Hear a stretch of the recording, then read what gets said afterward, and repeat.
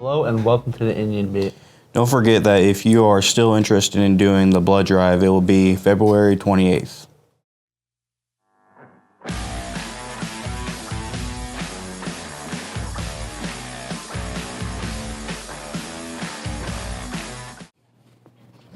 What's the quote of the day?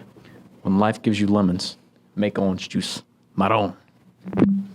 Keep collecting those cans. The last day to collect is March 10th. We would like to wish a happy birthday over the weekend to Owen Elfritz and Campbell Kearns. Coach Root tells us more about the basketball team back-to-back win last week. I'm here with Coach Root.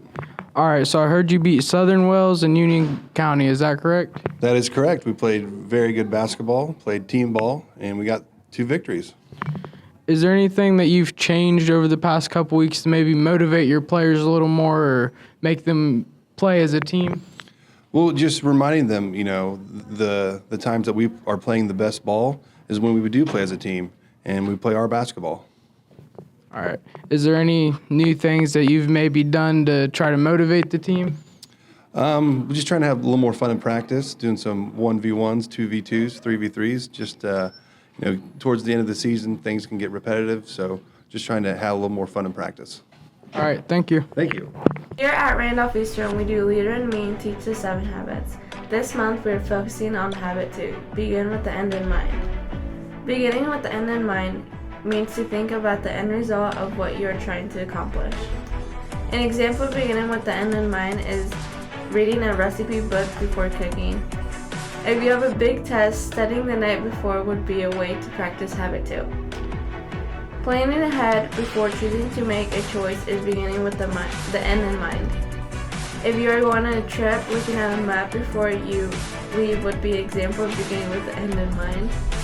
One way to use Habit 2 is to practice your skills that you might need to put to use on a later date. All right, we're talking about beginning with the end in mind. And for me, that's about setting my goals and attaining those goals through smaller little goals along the way. Where do I want to be? Where do I want to end up? How do I get there? What's the path that I take to get there? It's not about the end, it's about the journey. And so that's what that means to me. The night before each day of the week, I get me and my girls' lunches ready.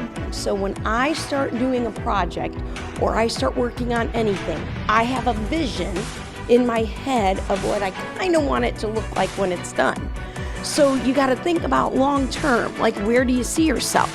Okay, so for instance, I'm getting ready to retire here in about 4 or 5 years, and I had to begin with the end in mind. And thanks to some people that were knowledgeable, they helped me begin with the end in mind to make sure I was where I needed to be when I wanted to retire. Comenzar con un fin en la mente. El segundo hábito de los 7 hábitos de la gente altamente efectiva. Definición. Este hábito se trabaja una serie de principios ligados al liderazgo personal. Para comenzar a practicarlo es necesario visualizar cómo nos gustaría que nos vieran las personas de nuestro entorno si un día desaparecemos. Ejemplos. Ejemplo número 1. Leer una receta antes de empezar a cocinar. Ejemplo número 2. Mirar el mapa para estar seguros de la dirección antes de salir. Ejemplo número 3. Mirar la tapa de la caja del rompecabezas para saber cómo empezar a armarlo. Ejemplo número 4. Hacer un borrador de primero para saber cuál será el resultado de nuestra escritura. Ejemplo número 5. Buscar la reseña sobre el libro que vamos a leer. We hope you have a wonderful weekend. I used to have a dog that did magic tricks. Oh, really?